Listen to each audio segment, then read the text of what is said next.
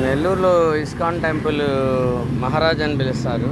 ఈ ధర్మస్థాపనకి ఆయన అడిగితే కూడా అంటే రాజకీయపు ఆయన పేరు మహారాజ్ అనాలి ఒక విధంగా చెప్పాలంటే. గోవు బయట వీధిలో ఉన్న ఒక ఆవు గడ్డి తింటుంటే కూడా ధరిమేశాడు ఆయన, ఎవరు ఇస్కాన్ టెంపుల్లో ఉన్న గడ్డిని. నిజంగా నలుగురికి జ్ఞానాన్ని బోధించాల్సిన వ్యక్తి బయట ఆవు అయితే ఎందుకు ధరిమేవయ్యా అంటే ఆ గడ్డి తెచ్చుకుంది మా ఆవులకి అన్నట్టు.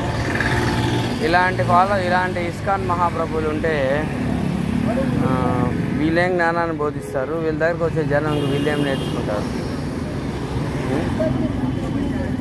డైలీ ఒక 10 రూపీస్ ఇచ్చేవాళ్ళని మనం ఒక టీం ఫామ్ చేద్దామని చెప్పి తిరిగి అలిసిపోతున్నాం. ఏమంటే మందు తాగడానికి, పబ్బుల్లో తిరగడానికి, చచ్చిపోయిన శవాలని మాంసం రూపంలో తినడానికి ఉన్న ఇంట్రెస్ట్, సినిమాలు చూడడానికి, చిల్లర పనులు చేయడానికి, చిల్లర ఖర్చులు పెట్టడానికి ఉన్న ఇంట్రెస్ట్ ధర్మం మీద ఈ జనాభాకి లేదు. ఇలాంటి పనికిమాల జనం కోసం ప్రాణాలు అర్పించి మరీ స్వతంత్రం తెచ్చారు పనికిమాల నాలుగు. వీళ్ళకి బ్రిటిష్ వాడే కరెక్ట్, గుద్ద మీద పగలదాన్ని పని చేయించుకోవడం. ఇలాంటి గుంపుకి స్వతంత్రం తెచ్చి దేశాన్ని నాశనం చేశారని నాకు అనిపిస్తుంది.